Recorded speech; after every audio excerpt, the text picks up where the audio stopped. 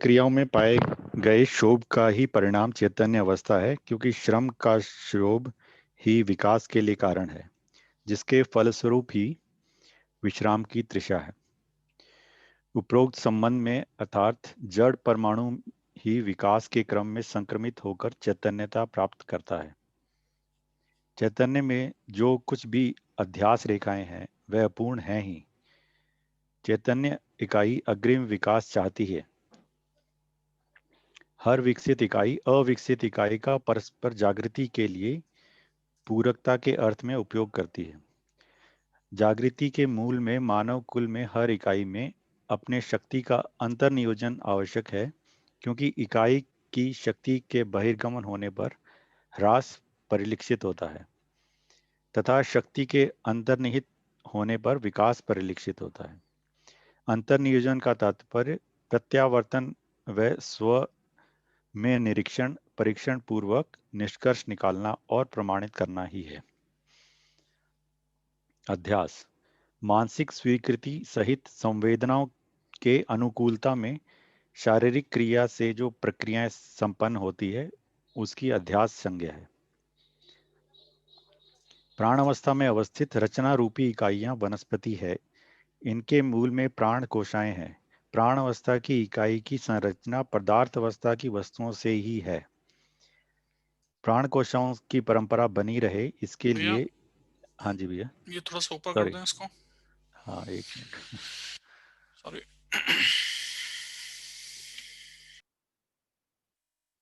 हाँ,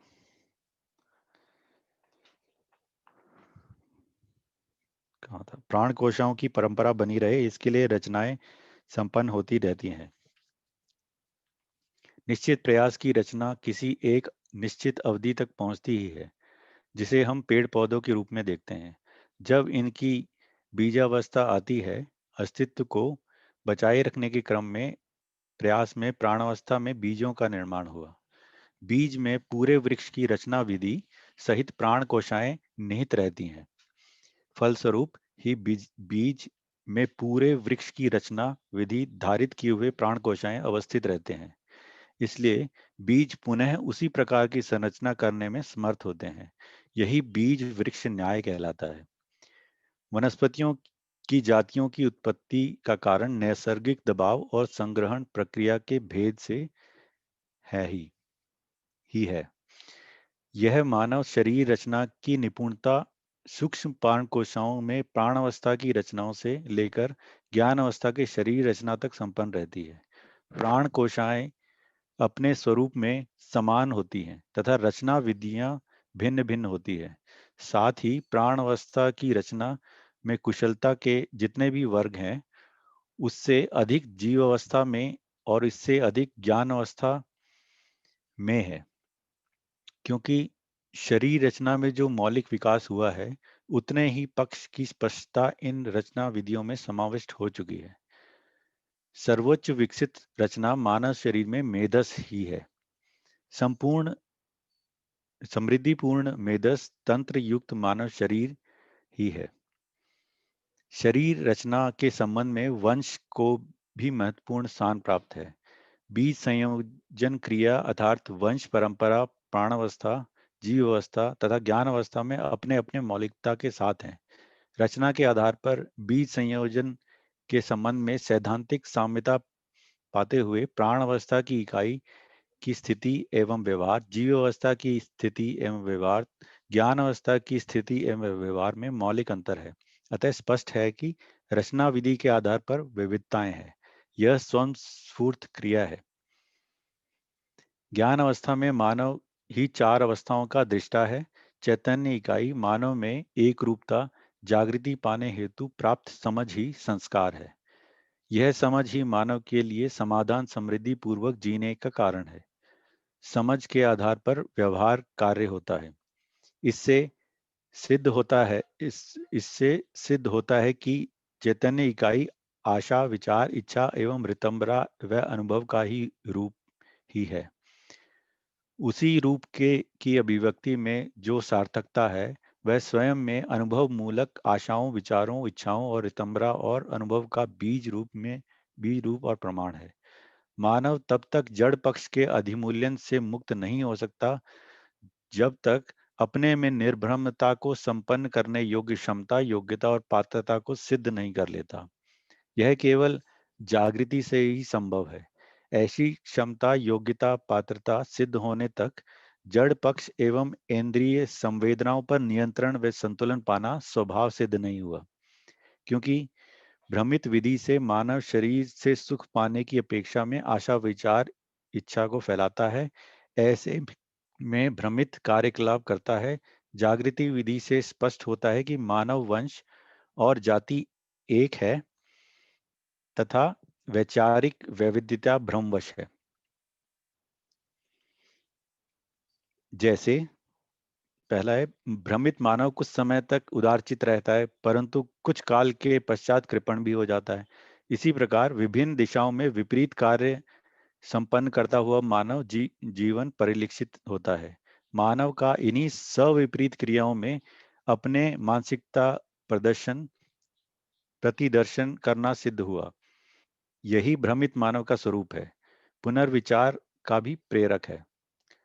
दूसरा है, एक व्यक्ति अजागृत है, दूसरे जागृत व्यक्ति के संपर्क में आकर उसमें जागृति के लिए तृष्णा उत्पन्न होती है तथा उसमें जागृति प्रारंभ होती है।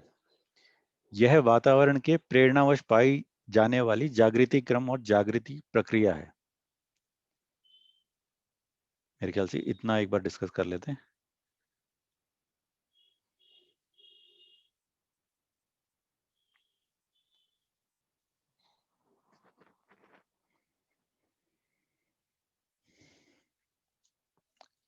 अच्छा, ये जो विश्राम वाला है ये तो हम पहले भी डिस्कस कर चुके हैं, क्योंकि ये श्रम गति परिणाम जो एक सिद्धांत है जो हमने शुरू में ही पढ़ा था। इस बुक के स्टार्टिंग में भी इस सिद्धांत के रूप में लिखा हुआ है श्रम गति परिणाम। तो ये श्रम हो रहा है जड़ में, उसमें जो शोभ है, जो मतलब कम रह जाता है, उसी के कारण ये विकास हो रहा है ना, जिसके फलस्वरूप ही विश्राम की तृषा है।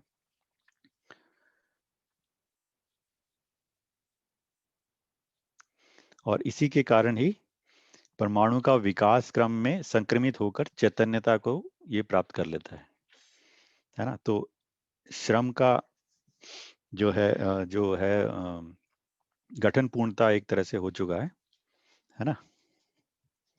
जो परिणाम में जो पूर्णता होनी थी हो चुकी है, तो गठनशील से गठन पूर्ण हो चुका है। अब श्रम का विश्राम होना है और गति का गंतव्य होना है ना। और इसके सेकंड जो उसमें आ रहा है कि चैतन्य में जो भी अध्यास की रेखाएं हैं वह अपूर्ण है ही। तो अध्यास किसको कह रहे हैं कि ये अ, जो मानसिकता है हमारी, शरीर को लेकर जो हमारी मानसिकता है, क्योंकि शरीर अपूर्ण है ही, क्योंकि उसमें शरीर के जिस भी चीज से बना है, जड़ से जो बना है, वो अपने आप में अपूर्ण है, उसमें श्रम है ही। तो उससे जो हमारा प्रयास रहता है, या जो जो भी इंद्रियां तृप्ति का जो हमें रहता है कि हाँ इससे हमें सुख की प्राप्ति होगी, तो पूरा नहीं हो सकता, क्योंकि ये अध्यास है, बेसिकली शरीर से जुड़ी हुई चीज है जो कि अपने आप में अपूर्ण है ना। क्योंकि वो जिस चीज से बना है वो उसमें पूर्णता की प्यास है।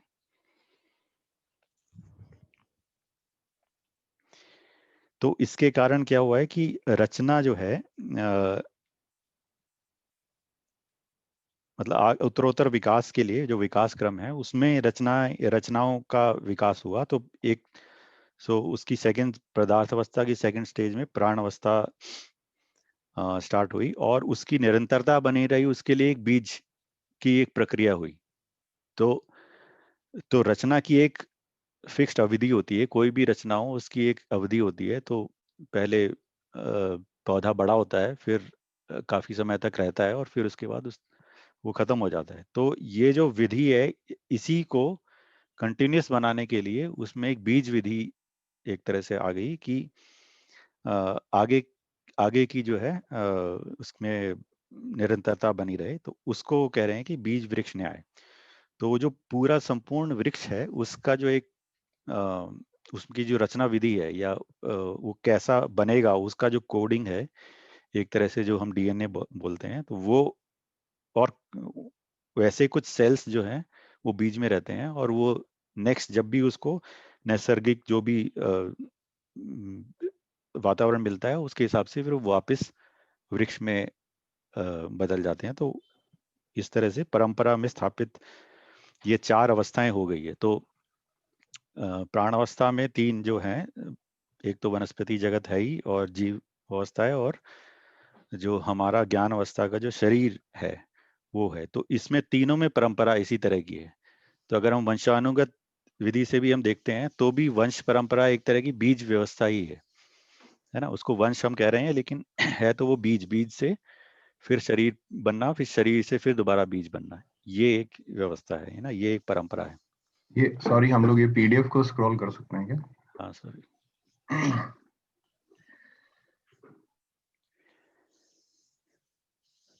है ना। ये भैया मेरे को थोड़ा अध्यास थोड़ा सा और बताइए, अध्यास मेरे को समझ नहीं आया। अच्छा, अध्यास। अध्यास जो कह रहे हैं कि तो मानव जो है वो जीवन और शरीर का एक संयुक्त रूप है, राइट। तो अध्यास जो अभी हम जो भी शरीर में विकास या जो जड़ में विकास हम देख रहे हैं ना, पहले पदार्थ अवस्था था, पदार्थ अवस्था से ही प्राण अवस्था बनी, प्राण अवस्था से ही जीव शरीर बने, जीव शरीर से ही मानव शरीर बने। तो ये जितने भी चीज हैं वो परमाणुओं से बने हुए हैं, मतलब पदार्थ अवस्था में जो जड़ परमाणु है उन्हीं से बने हुए हैं सारी चीजें। इसमें जो श्रम हो रहा है उसी के कारण ये रचना विधि से ये सारे बने जा रहे हैं, है ना। तो जो जीवन है वो गठनपूर्ण है। अगर जीवन जो गठनपूर्ण है वो अ, शरीर के माध्यम से तृप्त होने की कोशिश करेगा तो वो एक अपूर्णता की स्थिति है, वो हो नहीं पाएगा उसमें, क्योंकि जो जड़ है वो अपने आप में अपूर्ण है, पूर्ण होके जी। वो गठनपूर्ण होता है ना। तो जड़ से जो जितनी भी रचनाएं होगी वो भी अपूर्ण ही रहेगी, है ना। तो उससे जो सुख पाने का प्रयास है वो भी अपूर्ण ही रहेगा। तो जीवन का प्रयास शरीर की संवेदनाओं से पूरा करना वो विफल रहेगा हमेशा। तो उसको अध्यास कह रहे हैं, है ना। मानसिक स्वीकृति सहित संवेदनाओं की अनुकूलता में शारीरिक क्रिया से जो प्रक्रियाएं संपन्न होती है उसे अध्यास संज्ञा है ना। तो शारीरिक जो भी जी। क्रियाएं हैं उनसे हमें जो जीवन को जो चाहिए, जो जीवन को तो अब नेक्स्ट लेवल का विकास, मतलब विकास क्या, जागृति क्रम बोल रहे हैं उसको हम। तो कथन पूर्ण होते तक विकास, उसके बाद जागृति क्रम, है ना। तो जीवन को तो नेक्स्ट जागृति क्रम में जाना है ना। तो वो जड़ से संतुष्ट नहीं हो पाएगा, इसलिए संवेदनाओं की अनुकूलता में शरीर क्रिया से जो भी प्रक्रियाएं संपन्न होती है उससे वो संतुष्ट नहीं हो पाएगा, उससे वो सुख प्राप्त नहीं हो पाएगा, या उससे जो जागृति क्रम में आगे नहीं बढ़ पाएगा वो। नमस्ते सभी को। सुनील जी, मैं थोड़ा सा इसको थोड़ा ऐड करना चाह रही थी इधर।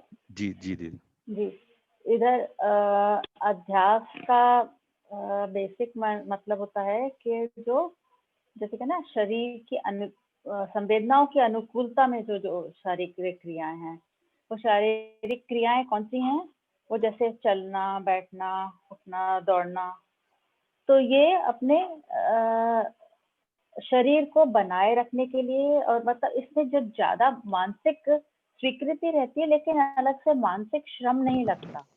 जैसे हम विचार करते हैं, हम कुछ आशा, विचार, इच्छा, जो जीवन की जो क्रियाएं हैं, उसमें मानसिक श्रम लगता है और ध्यान जाता है। और ये वाली जो क्रिया है, मतलब दीज आर लाइक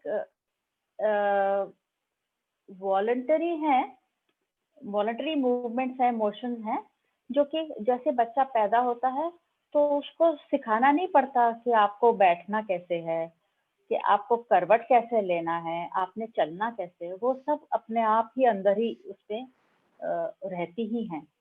तो ये अध्यास कहा जाता है। अध्यास की रेखाएं जो कहा गया है, अध्यास कहा गया, वो ये है एक्टिविटी, फिजिकल एक्टिविटी। बेसिकली इसको जो है ना, हम एक शब्द यूज करते हैं ना, अभ्यास।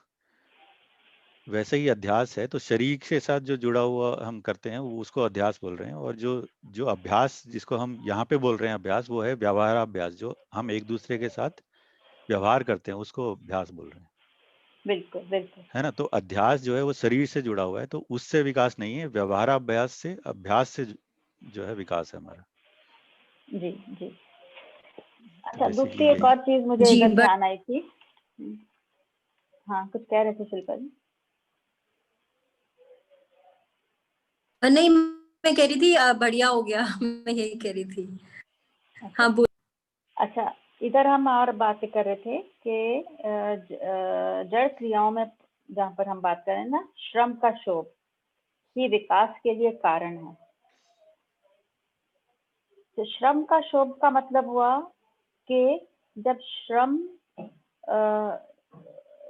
को खत्म होना, उसको शांत करने की, तो मतलब जब तुम किसी जब जैसे जैसे परमाणु में आदान प्रदान अंशों का होता रहा, तो उसके बाद में एक स्थिति ऐसी आई कि वो जो श्रम बना रहा इतना टाइम तक, और जब वो शांत हो गया, उसके बाद में अगली स्थिति के लिए एक जगह बन गई, वो विकास पूर्ण हो गया, गठन पूर्ण हो गया परमाणु। तो वो जो श्रम जो था वो एक इंस्पिरेशन था, वो कारण था जिस वजह से वो विकास हुआ। तो इसीलिए बोलते हैं श्रम का शोभ ही विकास के लिए कारण है। अगली स्थिति आने के लिए वो श्रम के थ्रू जाना पड़ता है। जैसे जागृति के लिए भी हमें विश्राम की स्थिति की एक अभिलाषा है, और हम हमेशा श्रम करते ही रहते हैं। तो वो जब वो श्रम का शोभ हो जाएगा, तब वो विश्राम की स्थिति हो जाती है। इसलिए श्रम का शोभ ही विकास के लिए कारण बन जाता है, इस तरह से कहा गया। जी ठीक लग रहा, क्लैरिटी लग रही है? जी भाभी।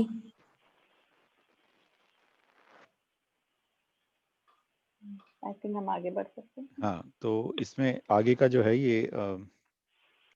ये लिखा ना यहाँ पे, तो सर्वोच्च विकसित रचना जो है, अब रचना विधि की बात कर रहे हैं, तो रचना विधि मतलब जड़ का जो भी डेवलपमेंट हो रहा है, जो विकास हो रहा है, तो उसमें एक रचना जो विधि है, उसमें जो संपूर्ण विकसित जो रचना है, वो जो मानव का जो मेधस है या ब्रेन है, उसको कह रहे हैं, है ना। तो ये हम ऑब्जर्व भी कर सकते हैं कि ये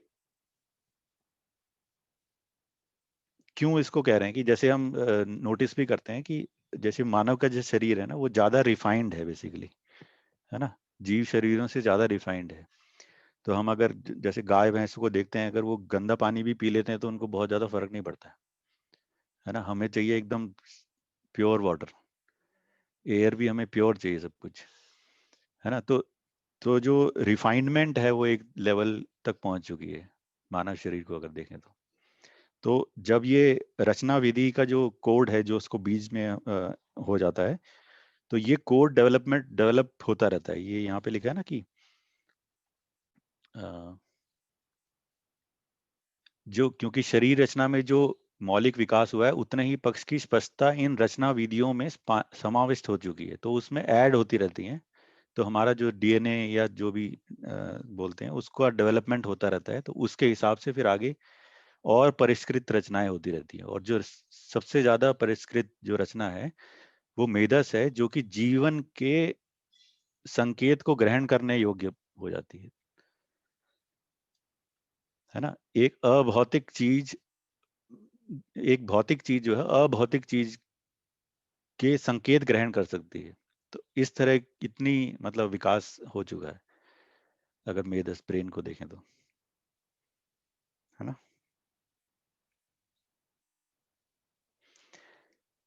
अच्छा, अभी तो अगर हम ये रचना विधि को देखते हैं, तो ये एक रूपता है इसमें, कि मतलब जैसे एक बीज वृक्ष न्याय जो है, जैसे बीज विधि से हम बढ़ रहे हैं, तो वंश में भी ऐसा ही है। तो ये एक रूपता है एक तरह से। जो विविधता आई है वो किस लिए आई है, क्योंकि अलग अलग वातावरण है, तो इसकी वजह से विविधता आई है। बट इसकी जो जो प्रक्रिया है या जो बेसिक प्रिंसिपल है, वो एक ही है। मतलब बीज वृक्ष न्याय जो जो या वंशानुगत मतलब बीज से दोबारा उसी चीज को क्रिएट होना। तो ये एक समानता है।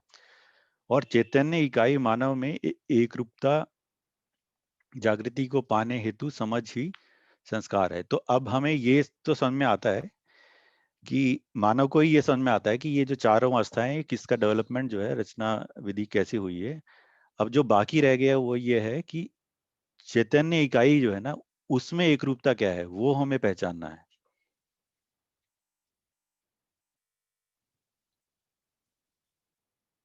तो ये बाकी अवस्थाओं में एक रूपता है वो कैसे डेवलपमेंट हुआ वो समझ में आता है, पर चैतन्य इकाई में एक रूपता क्या है वो हमें समझना है, वही संस्कार है।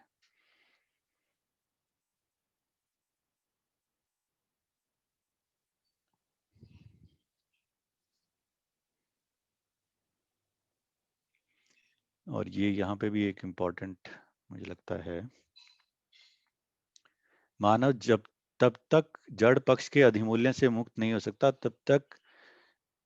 जब तक अपने में निभ्रंता को संपन्न करने योग्य क्षमता, योग्यता और पात्रता सिद्ध नहीं कर लेता। यह केवल जागृति से ही संभव है।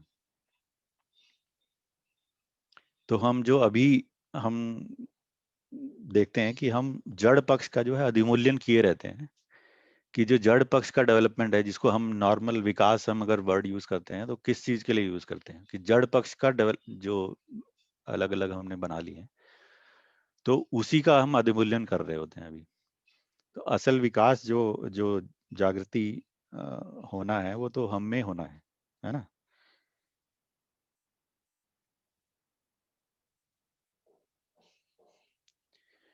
तो जागृति विधि से स्पष्ट होता है कि मानव वंश और जाति एक है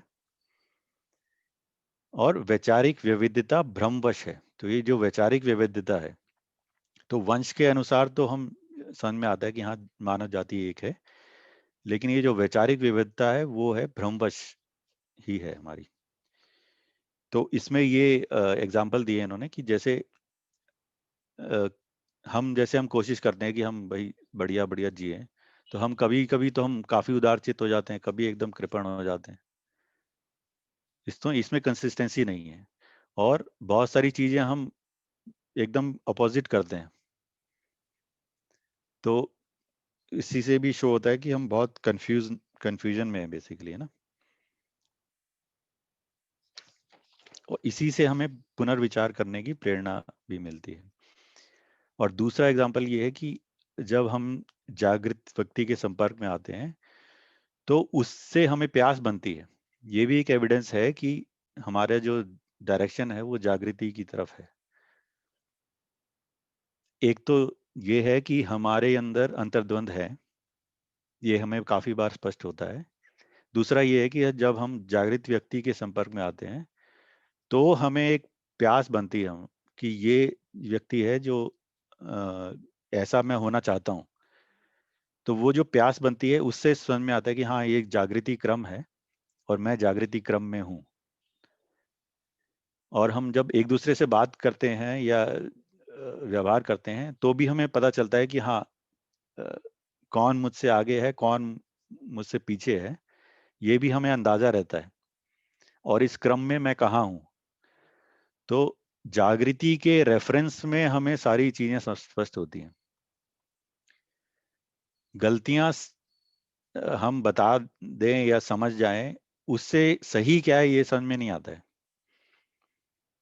सही क्या है ये समझ में आने के बाद हमें स्पष्ट होता है कि हम कहाँ हैं और गलती क्या है।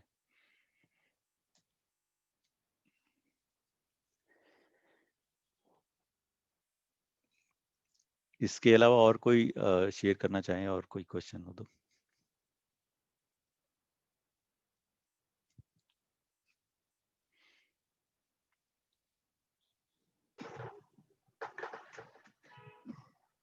बढ़िया। मुझे वो एक्चुअली रिकैप करना था कि वो गति का गंतव्य क्या होता है, मेरे को थोड़ा सा फिर से समझना है वो चीज। तो हमने जो एक पढ़ा था ना कि गठन पूर्णता एक है स्टेज, उसके बाद क्रिया पूर्णता है, फिर आचरण पूर्णता है ना।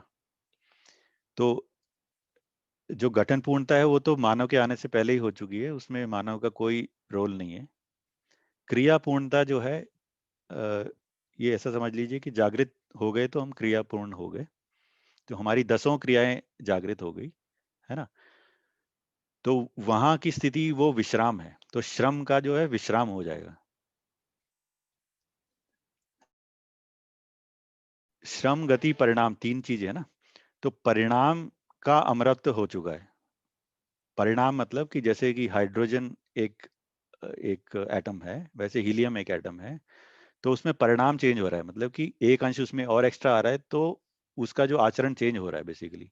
तो हाइड्रोजन का आचरण अलग है, 2 वाला जो है, और 3 वाले का आचरण अलग है, तो उसमें परिणाम चेंज हो रहा है बेसिकली। तो अब गठन पूर्णता हो गया, तो इसका मतलब कि परिणाम चेंज नहीं होना है, क्योंकि उसमें 61 अंश है, वो कुछ भी बाहर नहीं जाना है, उसमें कुछ भी अंदर नहीं आना है ना। तो परिणाम का तो अमरत्व हो चुका है। अब बचा श्रम और गति।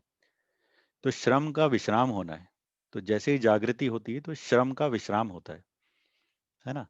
उसके बाद इसकी निरंतरता बनना है, इसकी परंपरा बनना है, वो आचरण पूर्णता है। तो वो गति का गंतव्य, तो हम जो भी गति कर रहे हैं, हम जो भी प्रयास कर रहे हैं, उसका एक गंतव्य, मतलब कि एक डेस्टिनेशन। तो वो डेस्टिनेशन वो है कि इसमें जागृति परंपरा हमारी स्थापित हो जाए। जी उसको, बढ़िया, थैंक यू भाई। हाँ, उसको आचरण बहुत पूर्णता अच्छा। या फिर गंतव्य कह रहे हैं, वेरी है वेल ना। Explain, thanks. तो आगे पढ़ते हैं, और कोई पढ़ना चाहेगा? मैं पढ़ लेता हूँ। कहाँ से करना हाँ, है? यहीं से जागृति। जागृति। हम्म, जागृति की निरंतरता ही मानव परंपरा सहज महिमा है। जागृति क्रम में संस्कार के 2 भेद हैं। सुसंस्कार जागृति योग्य प्रवृत्तियां जो मानव द्वारा व्यवहित हैं तथा विचार रूप में अवस्थित हैं। समृद्ध, समाधानित अथवा सार्थक प्रवृत्तियां सुसंस्कार हैं। कुसंस्कार जीवों के सदृश जीने की प्रवृत्ति, विकास की ओर कुंठित होने करने वाली प्रवृत्तियां जो मानव द्वारा व्यवहित हैं तथा विचार रूप में अवस्थित हैं, अर्थात ह्रास की ओर गति योग्य प्रवृत्तियां एवं विचार कुसंस्कार है। समस्त सुसंस्कार अंततोगत्वा प्रवृत्तियां एवं इच्छा के रूप में प्रवर्तित होकर समय, स्थान एवं अवसर पाकर कार्य, क्रिया, व्यवहार एवं अनुभूति के रूप में प्रमाणित होते हैं। मानव ने जड़ चैतन्य एवं व्यापक के संबंध में अपने महत्व को पहचानने का प्रयास, ऊपर कर दें थोड़ा सा, हाँ, पहचानने का प्रयास किया है। व्यापक सत्ता अथवा ज्ञान की अनुभूति के बिना पूर्ण विवेक एवं विज्ञान का उदय नहीं होता। पूर्ण विवेक एवं विज्ञान के अभाव में सामाजिकता के संरक्षण एवं संवर्धन संभव नहीं है। समुचित विधि एवं व्यवस्था के अभाव में मानव द्वारा मानव का ही शोषण होता है। पूर्ण विवेक एवं विज्ञान के उदय के अभाव के कारण जो जैसा है उसे वैसा समझने में मानव असमर्थ होता है। यही भ्रम का कारण है। सर्वप्रथम मानव स्वयं को ही समझना चाहता है, पर उपरोक्त वर्णित असमर्थता के कारण स्वयं का सही मूल्यांकन नहीं कर पाता। इसी स्थिति को पूर्व में भ्रांत के नाम से परिचित कराया गया है। शोषण क्रिया इसी भ्रांति स्थिति का परिणाम है। अतः जागृति की ओर प्रवृत्त होने के लिए एक मानव की सार्थक प्रयुक्ति यही है कि वह अपने से जागृत मानव के निर्देश, आदेश एवं संदेश की ओर अपनी ग्रहणशीलता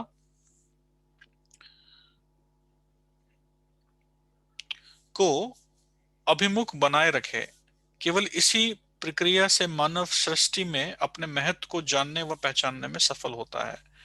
अपने महत्व को जानने व पहचानने पर ही विश्राम सहज उपलब्धि संभव है। सर्व शुभ हो। ये हो गया। तो ये तो आई थिंक स्पष्ट ही है। इसमें एक वर्ड मैं थोड़ा सा कर लेता हूँ हाईलाइट। ये जो सुसंस्कार बोल रहे हैं, तो ये जो संस्कार है, ये जो बुद्धि में जो स्वीकृतियां होती है उसको संस्कार बोल रहे हैं। और जो प्रवृत्ति बोल रहे हैं, वो वृत्ति में जो हम विचार करते हैं ना, उसको प्रवृत्ति कह रहे हैं, है ना। तो सुसंस्कार वो है जागृति योग्य प्रवृत्तियां जो मानव द्वारा व्यवहृत तथा विचार रूप में अवस्थित है। समृद्ध, समाधानित अथवा सार्थक प्रवृत्तियां सुसंस्कार है ना। और कुसंस्कार बोल रहे हैं जो जीवों के सदृश जीने की जो प्रवृत्ति है, उसको कुसंस्कार बोल रहे हैं।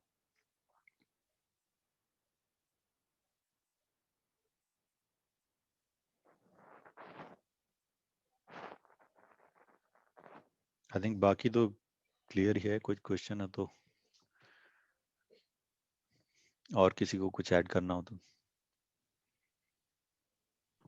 तो इसमें हम कह सकते हैं कि जो सुसंस्कार है वो विचार में, तो फिर मतलब 6 प्रक्रिया से तुलन हो रहा है, मतलब आधा तुलन नहीं हो रहा, पूरा तुलन हो रहा है।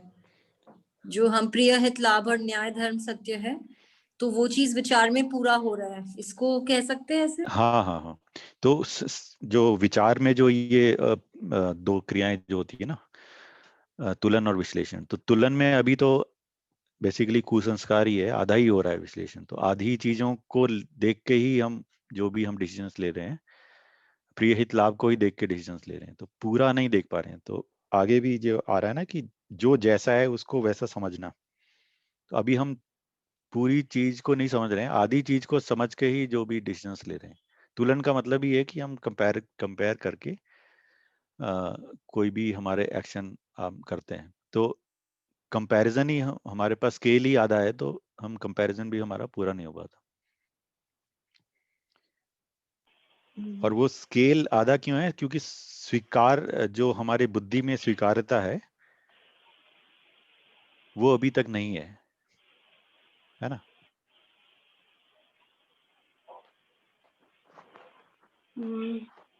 मैं एक मिनट, इसको इस तरह से भी समझ में आ रहा है कि हम यहाँ पर हम जागृति क्रम की बात कर रहे हैं, तो हम सभी देखा जाए तो हम जागृति क्रम में हैं, तो उसमें सुसंस्कार और कुसंस्कार दोनों ही चलता रहता है जब तक कि पूर्ण जागृति नहीं हो जाती। इसीलिए वो सुसंस्कार वो कह रहे हैं कि जो प्रवृत्तियां जागृति की दिशा में हैं, और जो कुसंस्कार है वो जो कि विकास की ओर नहीं जा रही हैं, जो कि प्रवृत्तियां जो कि उसको कुंठित करने वाली, विकास की ओर नहीं जाने वाली, तो वो दोनों ही चलती रहती हैं। क्योंकि कुछ लेवल पे तो जागृति होती रहती है ना, वो एक स्थिरता नहीं रहे, उसकी एक निरंतरता नहीं रहे, लेकिन उसकी एक प्यास और एक क्या बोलते हैं, भास आभास उसका बना रहता है। इसलिए वो दोनों को ही मेरे ख्याल से दोनों ही साथ साथ रहती हैं जब तक कि पूरे नहीं हो जाते। ठीक कह रही हूँ कि नहीं? हाँ दीदी, बहुत बढ़िया। ये एक मतलब एक भौतिक एग्जांपल भी अगर हम लेके देखें कि हम मतलब जैसे हमें परमाणु में जो फिजन फ्यूजन है वो समझ में आ गया, एक नियम समझ में आ गया। उससे हमें परमाणु बम भी बना लिए, उससे हम बिजली भी पैदा करते हैं, है ना। तो हमारे दोनों कंफ्यूजन है कि हमें करना क्या है, कि हम बर्बाद करना है या कुछ बनाना है। तो दोनों चीजें एक साथ हम एक्सेप्ट करने की कोशिश कर रहे हैं। आगे वो कह रहे हैं ना, तो हाँ, तो समस्त संस्कार अंततोगत्वा प्रवृत्तियों एवं इच्छा के रूप में प्रवर्तित होकर समय स्थान एवं अवसर पाकर कार्य क्रिया व्यवहार एवं अनुभूति के रूप में प्रमाणित होते हैं। मतलब उसी हिसाब से जब जो कुछ भी हम करते रहते हैं, वो हमारे जो संस्कार जैसे जैसे बनते जाते हैं, जो पॉजिटिव संस्कार होते रहते हैं, तो वो उसी हिसाब से वो प्रमाण रूप में भी दिखते रहते हैं। तो आगे भी जो है लिखा है ना कि पूर्ण विज्ञान एवं विवेक विज्ञान का अभाव रहता है इसमें, है ना। तो एक तरफ हम कह रहे हैं कि मतलब ऑयल निकालने से पोल्यूशन होता है, कोयले से पोल्यूशन होता है ना, और दूसरी तरफ उसको निकालना और उसका जो भी आगे का प्रोसेस करना, उसको भी हम विकास बोल रहे हैं। तो दोनों चीजें एक साथ चल रही हैं अभी। तो ये विज्ञान को पूर्ण नहीं कह पाएंगे तब तक हम सही की दिशा में विज्ञान ना हो या विवेक ना हो, है ना।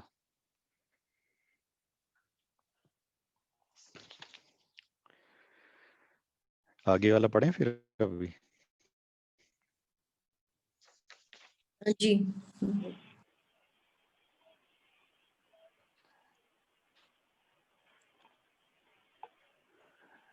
कौन पढ़ेगा?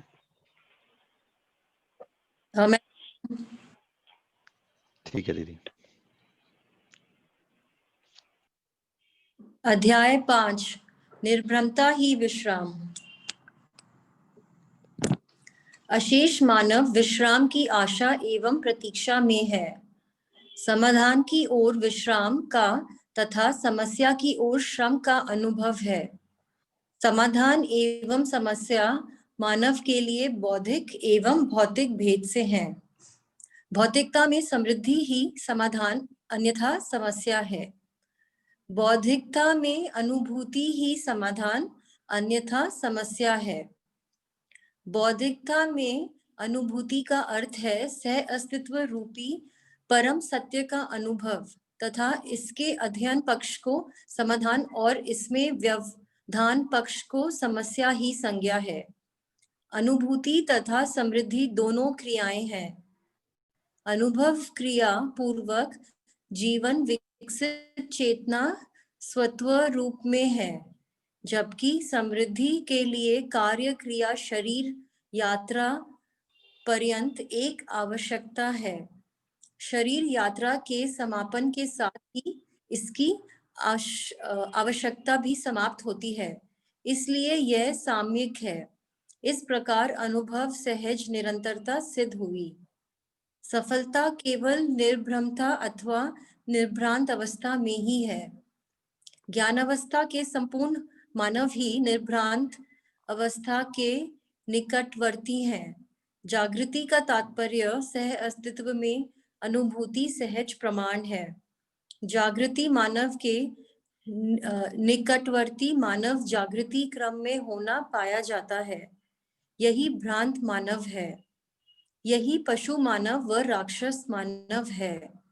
अतः यह सिद्ध होता है कि जागृति ब्रह्महीनता अथवा निर्भ्रांत स्थिति की उपलब्धि है।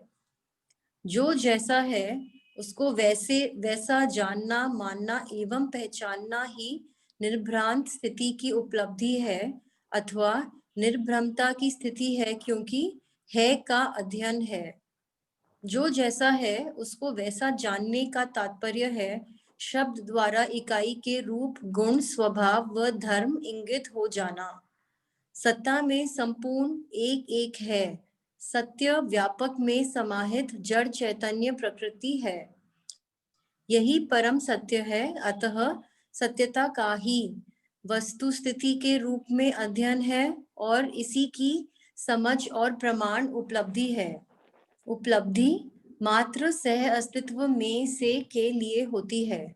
सत्यता सह अस्तित्व स्वरूप है, क्योंकि नित्य वर्तमान है। सत्यता का अध्ययन पूर्ण हो जाना ही निर्भ्रमता है। सत्यानुभूति के लिए भ्रम का निवारण परम आवश्यक है, जो मानवीयतापूर्ण जीवन से ही चरितार्थ होता है। निर्भ्रमता के लिए विवेक एवं विज्ञान का अध्ययन व कार्याभ्यास, व्यवहाराभ्यास आवश्यक है। इसके द्वारा किए गए अनुभव, विचार तथा व्यवहार के समन्वय से ही क्रमशः आध्यात्मिक, बौद्धिक तथा भौतिक स्तर में अनुभूतियां एवं उपलब्धियां हैं। अनुभव मात्र सत्य सहज ही है, क्योंकि यह अपरिवर्तनीय है। अनुभव यदि परिवर्तनशील हो तो वह अनुभव नहीं है। भौतिक क्रिया परिणामी है, अतः साम्यिक सिद्ध है। समस्त क्रियाएं नियमों के अनुशासित तथा संरक्षित परिलक्षित होती हैं। नियम अपरिवर्तनीय है, इसलिए नियम सत्य एवं नित्य सिद्ध है। सत्य बोध से बौद्धिक समाधान अन्यथा में समस्या है। नियम बोध के बिना सत्य बोध संभव नहीं है। आगे भी पढ़ दूं? नहीं, आई थिंक इतना ही अभी कर लेते हैं।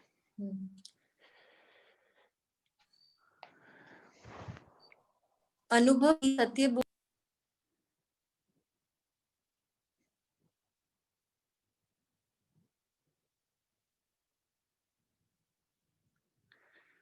आई थिंक ये काफी क्लियर ही है इसमें। तो आप फिर भी समाधान, एक एक लाइन करके समझाएंगे, क्योंकि वो हाँ हाँ शायद इतना क्लियर नहीं है। हाँ, तो यहाँ पे लिखा ना अशेष मानव, अशेष मतलब कोई भी शेष ना रहे, सभी सभी मानव विश्राम की आशा वे प्रतीक्षा में है। तो समाधान की ओर विश्राम है और समस्या की ओर श्रम का अनुभव है। तो अभी कुछ दिन पहले मुझे याद आ रहा है, रजत भाई का एक क्वेश्चन था ना कि जो हम इतना श्रम कर रहे हैं, इतना जो अगर श्रम ना हो तो कुछ काम ही ना करे लोग, तो एक्चुअली विश्राम के लिए ही हम कर रहे हैं, लेकिन उसकी जो डायरेक्शन है वो अपना अंतर्नियोजन ना हो कि हम बाहर उसको ढूंढने की कोशिश कर रहे हैं। तो इसलिए जो है हमें श्रम का अनुभव होता है उसमें, है ना। तो समाधान एवं समस्या मानव के लिए बौद्धिक और भौतिक भेद से है। तो दो तरह के जो समाधान है इसमें, तो भौतिकता जो है वो समृद्धि से ही अगर समृद्ध हम फील करते हैं तभी उसमें समाधान है भौतिकता में। समृद्ध फील करने का मतलब है कि अभी जो हम भागदौड़ कर रहे हैं वो किस लिए, गरीबी से अमीरी की तरफ की डायरेक्शन है बेसिकली। और गरीबी, अमीरी और समृद्धि में फर्क कितना है कि गरीबी में सामान जो है वो कम है, और सामान के लिए जो मानसिकता है या जो मानसिकता में मेरी कमी है कि हाँ मेरे पास कम है, वो उसका एहसास भी है मुझे। अमीरी क्या है कि हाँ सामान में कोई कमी नहीं है, लेकिन मानसिकता में मेरे पास ये है कि हाँ कमी है, और कमी और करना है और करना है, तो मानसिकता में मेरे में कमी है ना। समृद्धि मतलब कि मानसिकता भी में भी कमी नहीं लगती और सामान की भी कमी नहीं लगती। तो ये समाधान है। तो भौतिक समाधान जो है वो समृद्धि से ही होगा, है ना। तो अपनी आवश्यकताओं का आंकलन करना और उससे अधिक अगर मेरे पास है तो समाधान है ना, और उसकी स्वीकृति भी है। वैसे ही भौतिकता में जो है बौद्धिकता में जो है अनुभूति ही समाधान अथवा समस्या है। सो अनुभूति जब तक नहीं है तब तक समस्या है, अन्यथा समाधान है। तो बौद्धिकता में अनुभूति का अर्थ क्या है कि सअस्तित्व ही रूपी परम सत्य का अनुभव तथा इससे अध्ययन पक्ष को समाधान, इसमें व्यवधान पक्ष को समस्या संज्ञा है। तो हम अगर समझ पाए कि जो परम सत्य है, सहअस्तित्व रूपी परम सत्य है, मतलब व्यापक में संपृक्त जड़ चैतन्य इकाई का सहअस्तित्व है, ये समझ में आना या इसकी अनुभूति होना, यही समाधान है।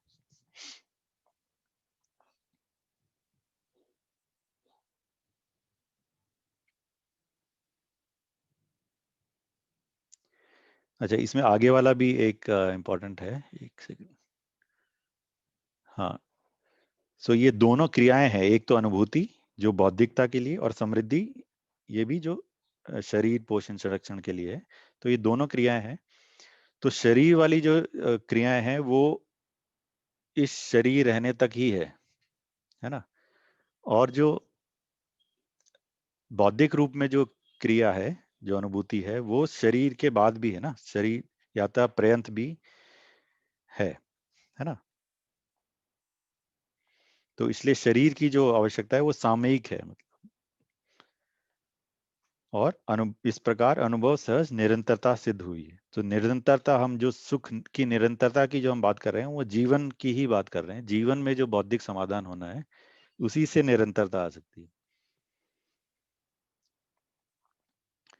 सफलता केवल निभ्रम अथवा निभ्रांत अवस्था में ही है। तो इसमें दो लिखे हुए हैं, सफलता केवल निभ्रम। तो निभ्रम अवस्था क्या है कि मानव अवस्था में पहुंचना और मानव से देव मानव, इसको निभ्रम कह रहे हैं। कि निभ्रम मतलब कि हमें भ्रम का भी पता है और निभ्रमता का भी पता है ना, जागृति का भी पता है, सही का भी पता है और गलत का भी पता है। और जो निभ्रांत आवश्यक जो अवस्था है उसमें दिव्य मानव का जो स्टेज हम बता रहे हैं उसमें है कि गलत का मतलब इसकी स्मृतियां भी खत्म हो जाती है, सिर्फ सही का ही स्वीकृति रहती है इसमें, है ना। तो भ्रम क्या है ये भी नहीं, ये भी एकदम क्लीन स्लेट हो जाता है।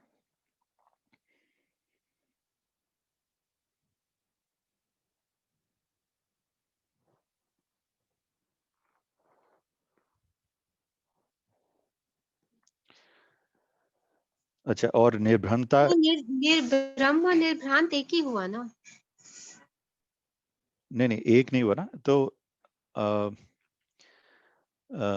जैसे जागृति हुई तो जो अजागृत है उसकी जो स्थिति है उसका आकलन कैसे होगा।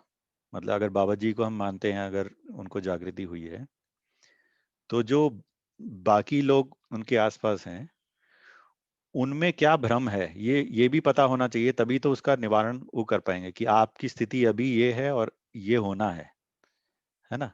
तो दोनों स्थितियां पता होनी चाहिए कि भ्रम की अवस्था क्या है और जागृति की अवस्था क्या है। उसको निभ्रम कह रहे हैं। निभ्रांत मतलब ऐसी अवस्था कि उसमें भ्रम का बिल्कुल ही एक तरह से स्पष्ट हो जाता है, मतलब सिर्फ जागृति ही रहती है, मतलब सही का ज्ञान रहता है बिल्कुल।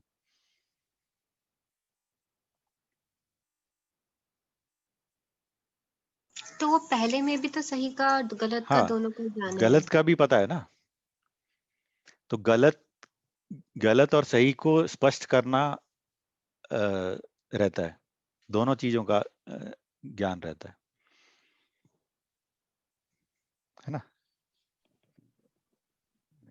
एक बार फिर से बोलेंगे, मतलब निर्भ्रम में दोनों का रहता है, निर्भ्रांत में नहीं रहता है। आई थिंक हाँ इट्स लाइक चाइल्ड, अगर बच्चा उस माहौल में पैदा हो रहा है तो उसको वो सीधा हाँ हाँ निर्भ्रांत ही होगा। Right right. एक मिनट सुनील जी, जी दीदी। यहाँ ना मुझे भी थोड़ा सा लग रहा था कि शायद कुछ थोड़ा सा कंफ्यूजन हो रहा है, इसीलिए मैंने परिभाषा संहिता भी ध्यान में लगा। निर्भ्रम का मतलब ही है जीवन जागृति, और जो निर्भ्रमता है ना वो है दोनों का। जैसे ना देखिए, निर्भ्रम को बोला है, टेबू चुप हो जाओ प्लीज, वो मेरा डॉग भौंक रहा है। अच्छा एक मिनट। निर्भ्रम का मतलब है जीवन जागृति, प्रामाणिकता, समाधान एवं उसकी निरंतर क्रिया। निर्भ्रमता है न्यायालय न्याय, धर्माधर्म, सत्यासत्य, निर्णय, निशांतता, तदनुरूप व्यवहार, भाषा, आचरण में पारंगत।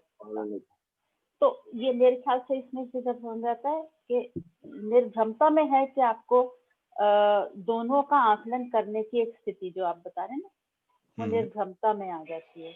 फिर न्याय भी समझ में आ रहा है और अन्याय कहाँ है वो भी समझ में आ रहा है, धर्म भी समझ में आ रहा है, जो अधर्म भी समझ में आ रहा है, सत्य भी समझ में आ रहा है, असत्य भी समझ में आ रहा है। उसके हिसाब से आप निर्णय लेते हो, आप उसमें व्यवहार और आचरण में वो उसी हिसाब से पारंगत हो, वो उधर आता है। और ठीक फिर है। निर्भ्रांत भी जागृति संपन्न प्रमाण। तो इसको एक बार और क्लियर कर लेंगे। नहीं, परिभाषा भैया से। संहिता तो ये कह रही है, बाकी हम देख सकते हैं। वो बस वही आपने जो निर्भ्रमता बोला था वो भ्रम है और जो निर्भ्रम का हो, थोड़ा सा इंटरचेंज हो गया था बस, और कुछ नहीं। अच्छा, जी मुझे ना एक और अनुभूति भी शब्द का मतलब बहुत ज्यादा पकड़ में नहीं आ रहा था। अनुभूति का अनुभव मतलब, अनुभव को ही बोल रहे हैं, अनुभूति। हाँ अनुभव होके अच्छा, जो उसमें जो ओके, प्रमाण निकल के आया, उसमें से क्या क्या एक निष्कर्ष निकल के आया, उसको अनुभूति कह रहे हैं। ठीक है, ओके ओके। जी, तो जैसे हम इसमें कहते हैं ना, जब हम ये पढ़ रहे हैं मानव व्यवहार दर्शन, हम कहते हैं ये अनुभूति है, जो बुलेट पॉइंट है वो अनुभूति है। वो ऐसे है कि मानव के बाबा जी ने जो अनुसंधान किया, उन्होंने जो साधना संयम से पाया, उसमें क्या उन्होंने पाया वो अनुभूति के रूप में उन्होंने लिखा है।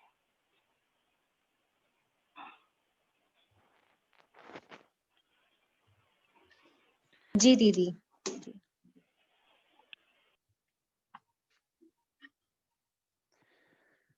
उसके आगे यहाँ पे एक था। सुनील भाई, आपने जो समझाया मुझे तो समझ में आया। हाँ, मैं पिक्चराइज भी कर सकता हूँ उसको। जो आपने 3 स्टेजेस बताई, निर्भ्रम और निर्भ्रांत के बीच की जो जो जो डिस्टिंक्शन है, क्या अपने शब्दों में मैं बोलूं, शायद हाँ, सबको हाँ, हाँ, ठीक है। क्लियर हो।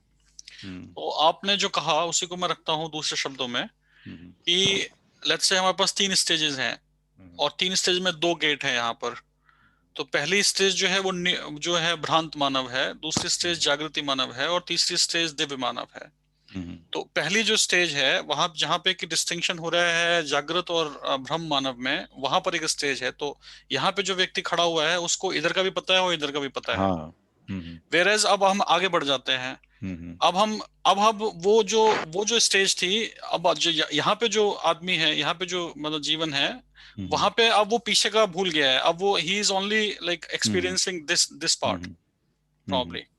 राइट।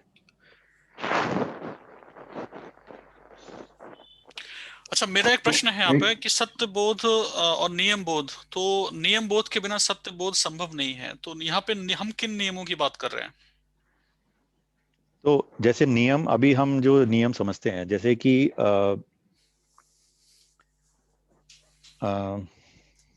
जैसे कोई भी नियम आप उठा के देख लीजिए, नियम हमेशा एक ही रहता है, चेंज नहीं होता, उसी को नियम बोल रहे हैं ना। वैसे ही सत्य है, जो चेंज नहीं होता, उसी को हम सत्य कहते हैं, है ना। जैसे ये लिखा हुआ है ना, जैसे अनुभव मात्र सत्य सहज ही है, क्योंकि यह अपरिवर्तनीय है।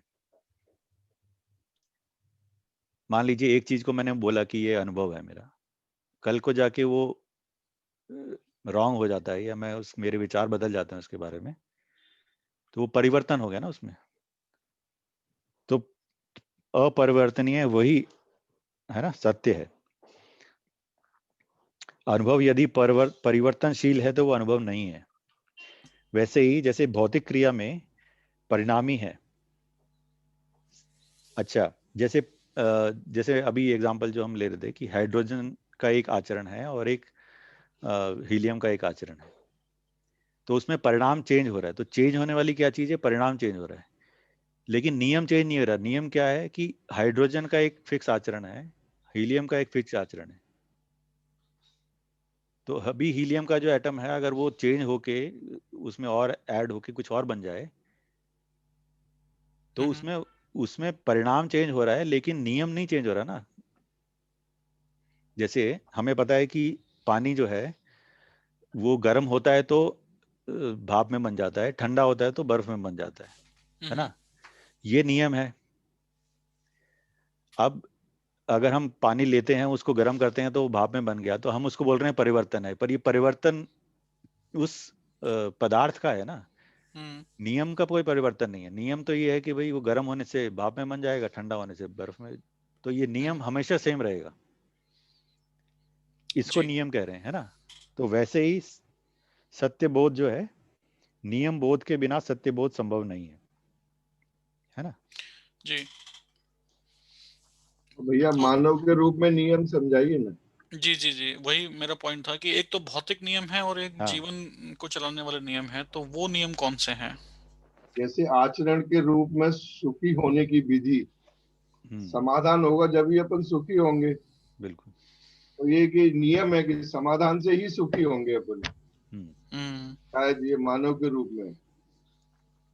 जी, है ना? तीन नियम बताए गए हैं। एक नियम हुआ भौतिक नियम, दूसरा हुआ सामाजिक नियम, और तीसरा है बौद्धिक नियम। बल्कि पहले बौद्धिक नियम, फिर सामाजिक नियम। प्राकृतिक नियम दीदी, प्राकृतिक नियम, नियम त्रय, सामाजिक, भौतिक और प्राकृतिक। प्राकृतिक, ओके, हाँ। तो बौद्धिक तो होता है जो हमारी जीवन की, जो हमारी पूरी सारी क्रियाएं जब पूरी तरह से किस तरह से वो काम करती हैं, वो हर एक कुछ सारी जो 10 क्रियाएं हैं, अभी 4.5 में हम जी रहे हैं, कैसे उनको जागृत करना है, किस हिसाब से बाकी नियमों को समझते हुए हमें जीना है, तो वो नियम वहां पर आता है। और फिर सामाजिक नियम जो है वो है जो आचरण, मानवीयतापूर्ण आचरण वाले जो हम बात करते हैं, मूल्य, चरित्र, नैतिकता के हिसाब से वो सब नियम हैं, सामाजिक नियम। ये आगे आएंगे भी एक जगह पे ना? आएंगे सभी आते रहेंगे बार बार। हाँ। पर नियम जो है ना, नियम एक तरह से व्यापक का ही एक रूप के हिसाब से बताया जाता है। हाँ। उसी के वजह से, जो कि बिल्कुल ही ना कुछ क्रिया करते हैं ना कुछ करते हैं, लेकिन हाँ उसके हिसाब से नियम जो है वो हैं, उसी से सत्यता का भासाभास प्रतीति होती है। जैसे कोई भी चीज है, किसी भी चीज के जो रूप गुण स्वभाव धर्म है, वो कैसे समझ में आता है, उनके नियम को ही पहचान के, उन्हीं को ही हम जब हम परीक्षण निरीक्षण करके पूरी तरह से उनके समझ बना लेते हैं, तो हमें समझ में आता है। जैसे न्याय है वो नियम ही है एक तरह का ना? जी बिल्कुल बिल्कुल। तो न्याय धर्म सत्य जो सब है, जिस उसमें हम तुलना करते हैं, सब कुछ करते हैं, वो उसको हम नियम को समझ के हम करते हैं। तो कुछ नियम है जो कि जागृति की तरफ लेके जाते हैं।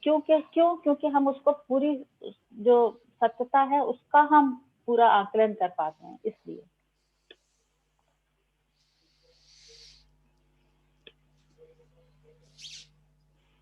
न्याय को नियम के रूप में कैसे देखें हम? न्याय की परिभाषा में ही आ जाता है कि हम किसी संबंध को पहचान के उसमें क्या निहित मूल्य हैं, कि उसमें क्या अपेक्षाएं हैं, उनको पहचान के और उन्हीं के हिसाब से जब हम निर्वाह करते हैं, तो दोनों पक्षों का पूरी तरह से एक तृप्ति का एक सूत्र निकल के आता है। दोनों को ही एक तृप्ति अनुभवित होती है। तो वो जो है वो एक चेंज नहीं होता है। तो हर संबंध में, वो चाहे वो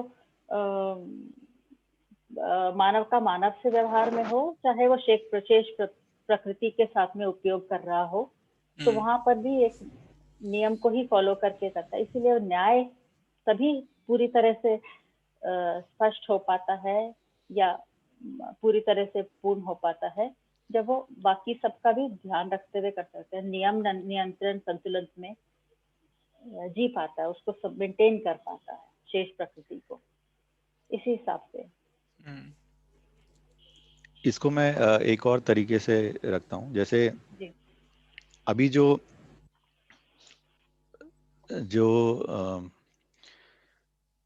उभय तृप्ति क्यों नहीं हो पा रही है बेसिकली ना, तो अभी हमने जो नियम जो समझा हुआ है कि व्यवहार का जो नियम है, अभी जो हमने समझा हुआ है वो है कि भय या प्रलोभन। तो किसी से आपको डील करना है तो या आप भय यूज करते हैं या प्रलोभन यूज करते हैं।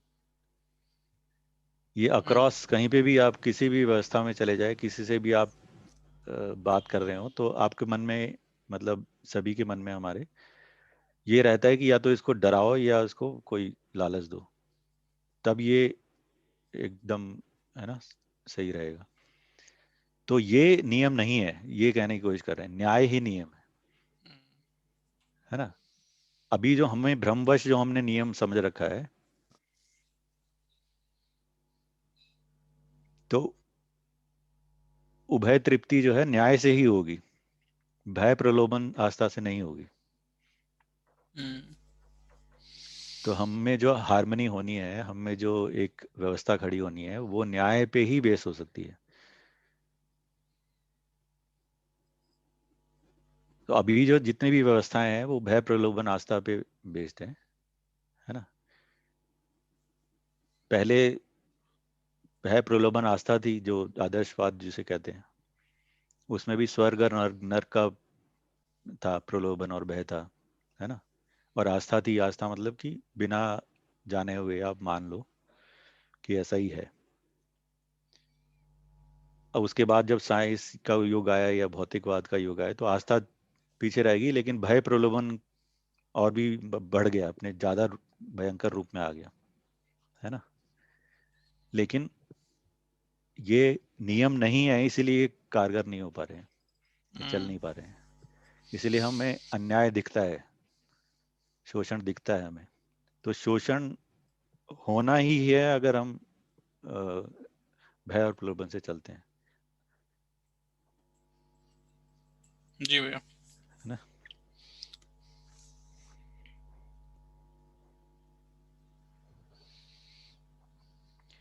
अच्छा, आगे पढ़ें क्या? पढ़ सकते हैं। कोई पढ़ेगा?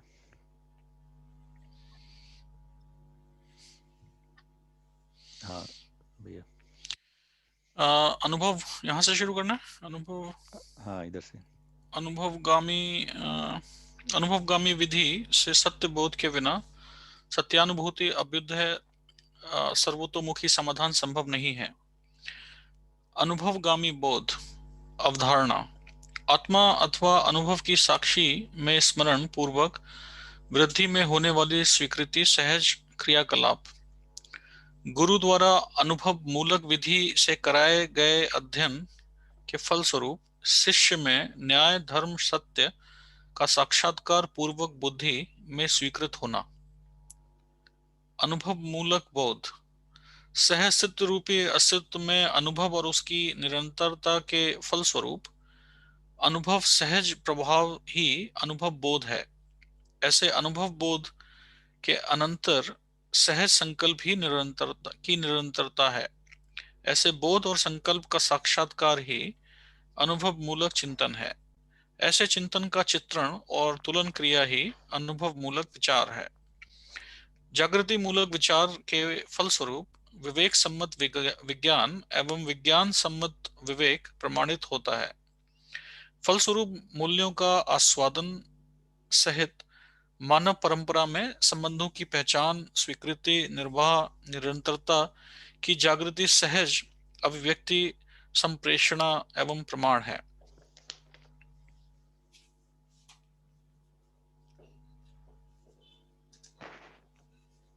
जी।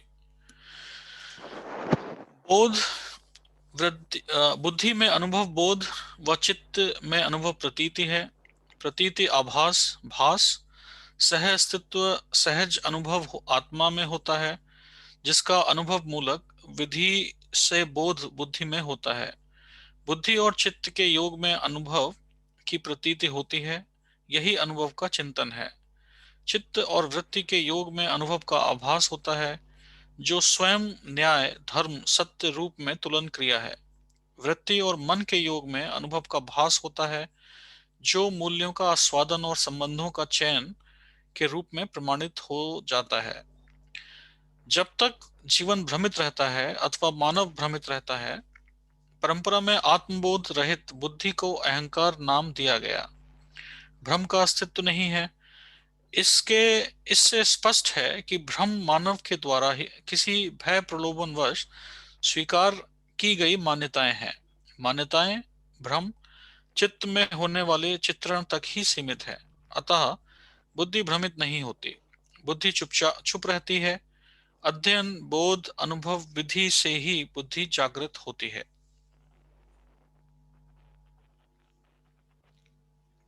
जी, इसके आगे अहंकार एवं भ्रम, यह दोनों सत्यता के प्रति अनर्हता के द्योतक हैं। सत्य बोध अध्ययन सहज अंतिम उपलब्धि है तथा अनुभव स्वभाव है। सत्य बोध के बिना सत्यानुभूति तथा सत्यानुभूति के बिना विश्राम नहीं है। सत्य मात्र सत्ता में संपृक्त जड़ चैतन्य प्रकृति है, यही सहस्त्र रूपी शाश्वत सत्य है। सत्यानुभूति के अति संतृप्ति परमानंद, सत्य बोध से तृप्ति, आनंद एवं समाधान, सत्यपूर्ण व्यवहार, मानवीयता पूर्ण व्यवहार से एक सूत्रता, समाधान एवं सहस्तित्व की अनुभूति और उपलब्धि है। ये काफी गंभीर हैं, इन पे डिस्कशन किया जाए या आगे बढ़ा जाए? हाँ, कर लेते हैं। कहाँ तक कर लिया हमने? यहीं पर है, सत्यानुभूति अति संतृप्त परमानंद। ये पूरा ही कर लेते हैं यहाँ तक जी, ना, जी, आगे जी, जी। ये आगे वाला भी। अति संतृप्त या परमानंद, आत्मा जब आत्मा जब सहस्तित्व में अनुभूत होती है, तब इसके नित्य प्रभाव को परमानंद संज्ञा है। जब आत्मा की क्षमता, योग्यता और पात्रता व्यापकता की अनुभूति करने योग्य सिद्ध हो जाती है, उसी समय से सत्य की अविरत अनुभूति बनी रहती है। सहस्तित्व ही अनुभव में से के लिए वस्तु है। आनंद, सत्यानुभूति आत्मा का बुद्धि पर जो प्रभाव है वह आप्लावन है, वह यही आनंद है। चिदानंद, संतोष, सत्यानुभूति आत्मा का चित्त सत्यानुभूति आत्मा का चित्त पर जो प्रभाव पड़ता है उसे आह्लाद या चिदानंद संज्ञा है। शांति, सत्यानुभूति आत्मा का वृत्ति पर जो प्रभाव पड़ता है इसे उत्साह या शांति संज्ञा है। सुख, सत्यानुभूति आत्मा का मन पर जो प्रभाव पड़ता है उसे उल्लास या सुख संज्ञा है। मानव के लिए एक सूत्रता ही व्यवहारिक, समाधानकारक, संतुलनकारी तथा सर्वोत्तम सुख स्वर्ग में है। संतुलन, नैतिक एवं व्यवहारिक दोनों पक्षों का अतिरेक ना होने देना ही संतुलन है। आई थिंक यहाँ पे रुक जाते हैं, जी यहाँ भैया। तक कर लेते हैं एक बार।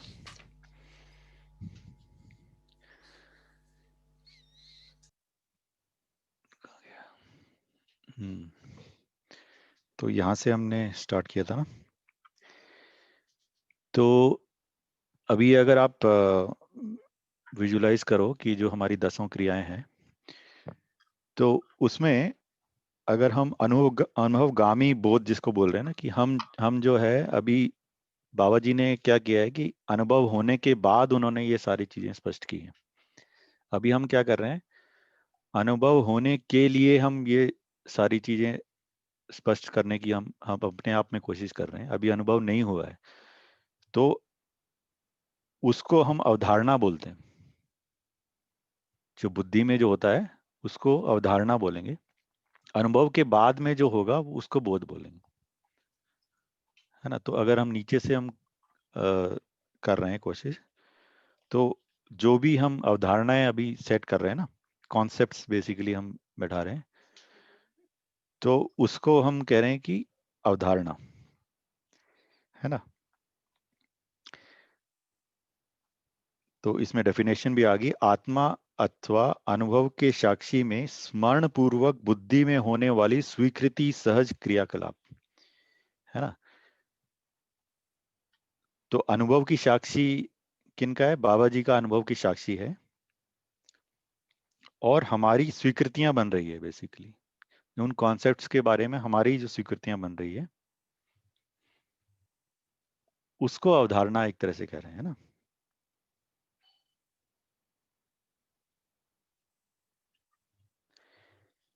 अच्छा, उसी प्रकार बुद्धि में उसको अवधारणा बोल रहे हैं, और चित्त में उसको चिंतन ना बोल के, चिंतन होगा जब अनुभव के बाद हम करेंगे तो उसको चिंतन कह रहे हैं। अभी जो हम अनुभवगामी विधि से हम कहेंगे उसको बोलेंगे साक्षात्कार। तो चित्त क्षेत्र में जो दो चीजें हैं, चिंतन और चित्रण, तो अभी हम उसको चिंतन नहीं बोलेंगे क्योंकि अभी हमारा चिंतन पूरा नहीं हुआ। अनुभव के बाद ही वो चिंतन पूरा होगा। तो अनुभव से पहले क्या हो रहा है? पहले साक्षात्कार हो रहा है, बेसिकली पहचान हो रही है हमें चीजों की, है ना। तो रूप गुण स्वभाव धर्म, चारों अवस्थाओं का रूप गुण स्वभाव धर्म है, इसकी पहचान हो रही है कि हाँ ऐसा ही है। फिर हमें मूल्यों की पहचान हो रही है कि हाँ माता पिता में ये मूल्य है, बच्चे में ये मूल्य है ना, गुरु शिष्य का ये मूल्य है। तो ये सब चीजों की हमें पहचान हो रही है अभी हमें, इसको बोलते हैं साक्षात्कार। तो एक एक चीजों का हमें साक्षात्कार होगा, एक एक चीजों की हमें पहचान होगी, उसके बेसिस हम एक कॉन्सेप्ट हम बनाएंगे, तो उसको अवधारणा कह रहे हैं, है ना, जो बुद्धि में है।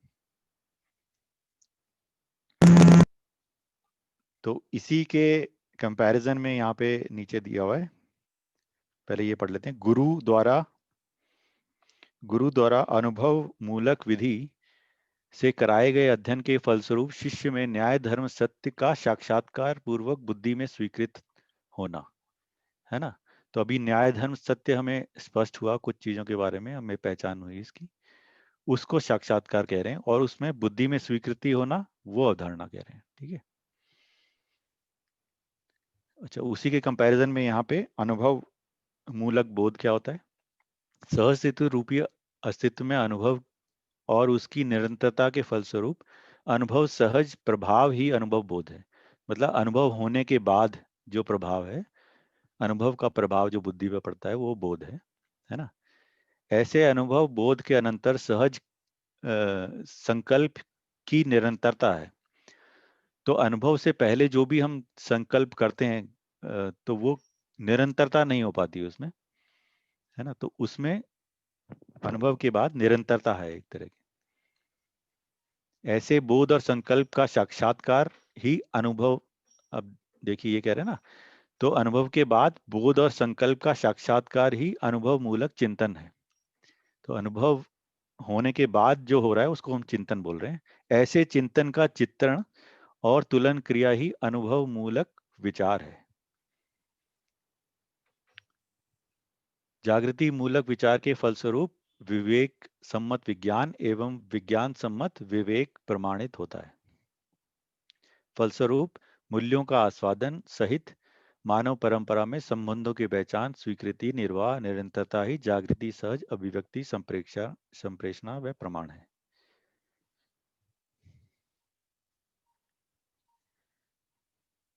ठीक है ना। इसमें विवेक जिसको कह रहे हैं वो है जीवन का जो अमृतत्व है, इसकी स्पष्टता, शरीर का नश्वरत्व इसकी स्पष्टता, और व्यवहार के नियम इनकी स्पष्टता, ये विवेक है।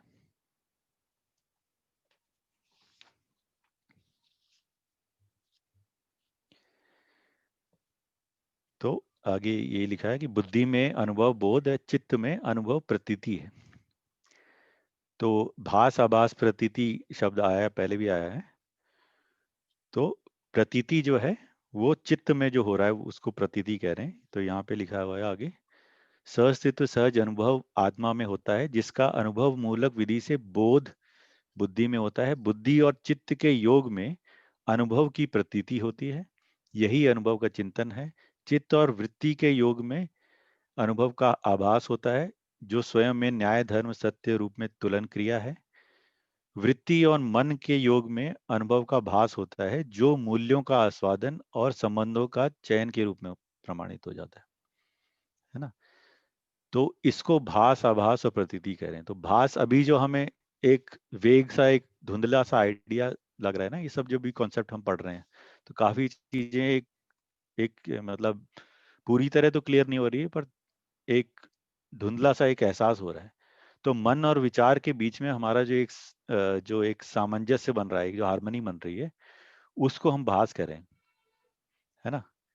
और वृत्ति और चित्त के बीच में जो होगा उसको आभास करेंगे, और चित्त और बुद्धि के बीच में उसको प्रतीति, है ना। तो ये जो कॉन्सेप्ट है एक तरह का होलोग्राम है, वो हम बहुत ही मल्टीपल मतलब तरीके से उसको देखने की कोशिश कर रहे हैं। वो जैसे जैसे स्पष्ट होता जाएगा वैसे वैसे हमें और इसमें समझ लीजिए निष्ठा या दृढ़ता होती जाएगी। तो वो डीपर उसका जो कॉन्सिक्वेंस है उसको बोल रहे हैं भास, आभास और प्रतीति, है ना। इसके आगे ये वाला भी इम्पोर्टेंट है। जब तक जीवन भ्रमित रहता है अथवा मानव भ्रमित रहता है, परंपरा में आत्मबोध रहित बुद्धि को अहंकार नाम दिया। तो जब तक आत्मबोध नहीं रहता है तब तक जो बुद्धि भ्रमित रहती है उसको, सॉरी, बुद्धि को अहंकार नाम दिया। भ्रम का अस्तित्व नहीं है। इससे स्पष्ट है कि भ्रम मानव के द्वारा किसी भय प्रलोभन वश की गई, स्वीकार की गई मान्यताएं हैं। मान्यताएं भ्रम चित्त में होने वाले चित्रण तक ही सीमित है। अतः बुद्धि भ्रमित नहीं होती, बुद्धि चुप रहती है। अध्ययन, बोध, अनुभव विधि से बुद्धि जागृत होती है। तो इसमें ये कह रहे हैं कि बुद्धि में भ्रम नहीं जाता है। भ्रम जो है उसका जो फैलाव है वो चित्रण तक ही सीमित रहता है। तो उसमें जो सही है वही स्वीकृत होता है, अन्यथा बुद्धि चुप रहती है बेसिकली, क्योंकि उसमें वो क्रिया एक्टिव नहीं है। भैया इसमें अहंकार का मतलब क्या हो रहा है? मतलब अनुभव से पहले जो भी बुद्धि में स्वीकृतियां हैं जो सही के अर्थ में नहीं है, तो वो क्या होती है, भय या प्रलोभन वश ही होती है वो स्वीकृतियां। उसको अहंकार कह रहे हैं। तो वो सभी हो गई, सारी हर तरह की मान्यता, हर तरह का विश्वास। हाँ, भय प्रलोभन वश की गई, स्वीकार की गई मान्यताएं।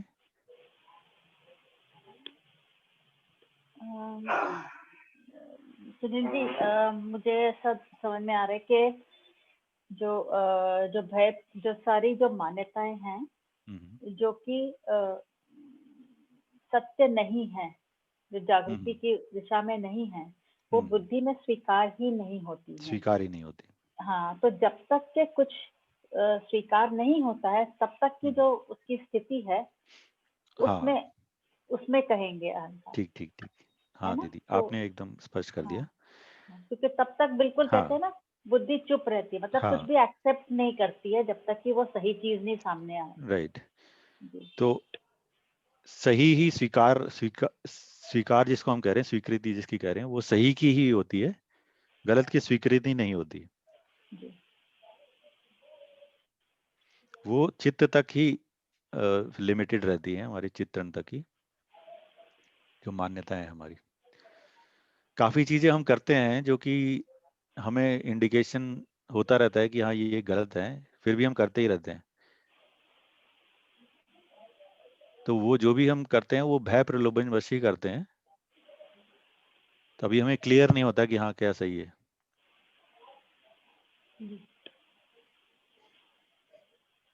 और जो साक्षात्कार होता है चित्त में, जब हमारे को सब चीजें जो सही की पहचान होती है, वो सही जो है वो न्याय धर्म सत्य की पहचान जो होती है वही एक सही है। उसी की जो धारणाएं बनती हैं वही एक्सेप्ट होती हैं और अक्यूमुलेट होती जाती हैं बुद्धि में कि क्या क्या चीजें जो सही हैं। और फिर जो न्याय धर्म सत्य की जो है वो पूरे मूल्यों का आस्वादन, फिर पूरे व्यवस्था में जीना, फिर सत्य की अनुभूति, मतलब हो गया सब सारे नियम समझ में आना, रूप गुण स्वभाव धर्म उसके हिसाब से सब कुछ, जैसे जैसे जो चीजें सही सही समझ में आती जाती हैं उन्हीं की ही अवधारणाएं बनती जाती है बुद्धि में, साक्षात्कार में। और फिर वो साक्षात्कार में एक्सेप्ट होके वो सीधे बुद्धि में और आत्मा तक जाती है।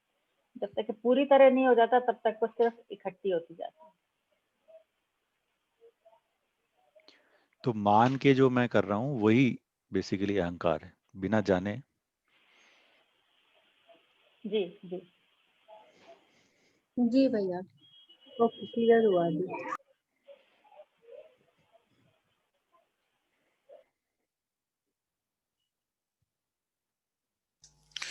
सुनील भैया, हाँ, एक चीज क्लैरिफाई करना था कि जो भय है हम्म, वो रियल है या नहीं रियल है, वो केवल चित्रण तक रहता है, या मतलब यहाँ पे कहाँ, मतलब कैसे हम उसको लिंक कर रहे हैं?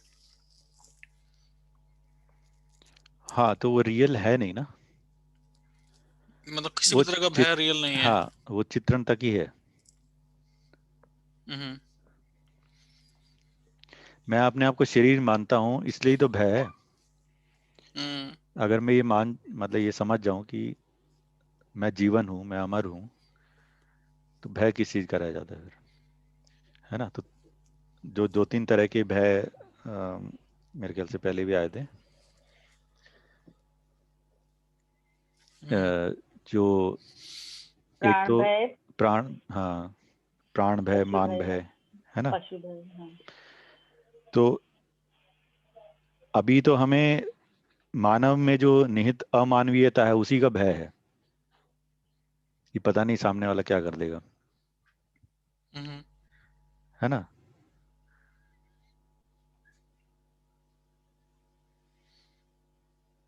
तो ये वाला क्वेश्चन मेरे को भी काफी मतलब समय लगा इसको थोड़ा बहुत क्लियर होने में।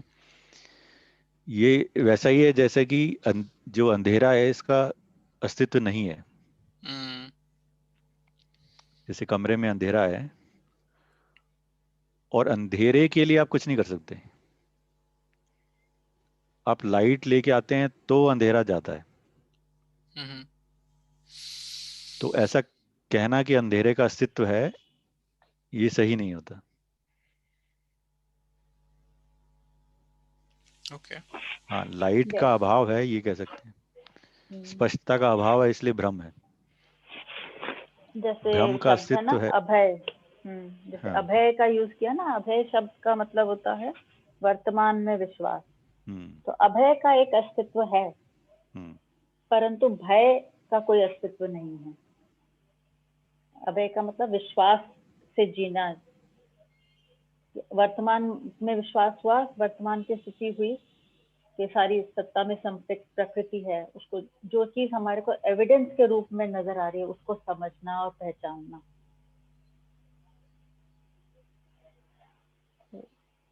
उसका एक अस्तित्व है। बाकी जैसे है ना, जैसे हम बात करते हैं कि विगत की, क्या बोलते हैं, भूतकाल की पीड़ा और आगे हम्म। की, और आगे के जो भविष्य की चिंता, इन सब चीजों का बेसिकली इसका कोई अस्तित्व ही नहीं है। जो है वो आज के हिसाब से है।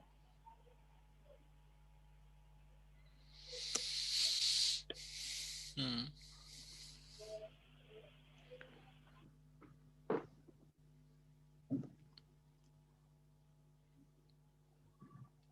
जी भैया, आगे बढ़ा। हाँ, तो आगे, हाँ, आगे ये परमानंद और ये सब डिफाइन किया है।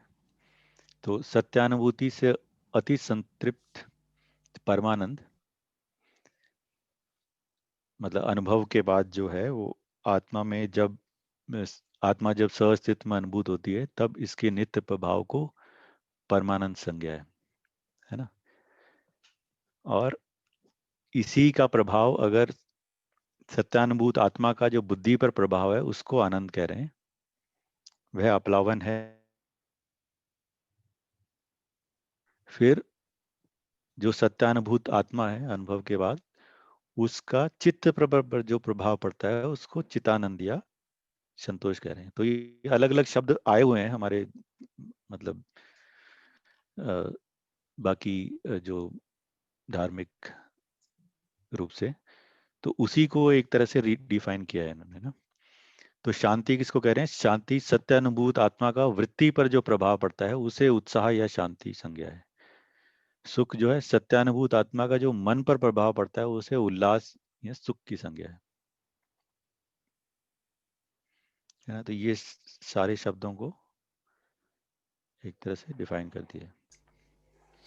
आई थिंक बहुत ही फाइन डिस्टिंक्शन है यहाँ पर। हाँ, जैसे हाँ, हम लोग कभी कभी कहते हैं ना हैप्पीनेस और हाँ, हाँ, हाँ, सेटिस्फेक्शन और ये सब क्या है, हाँ, यहाँ पे क्लियरली बताया जा रहा है कि कौन सी चीज क्या है हाँ एक्चुअली। हाँ हाँ।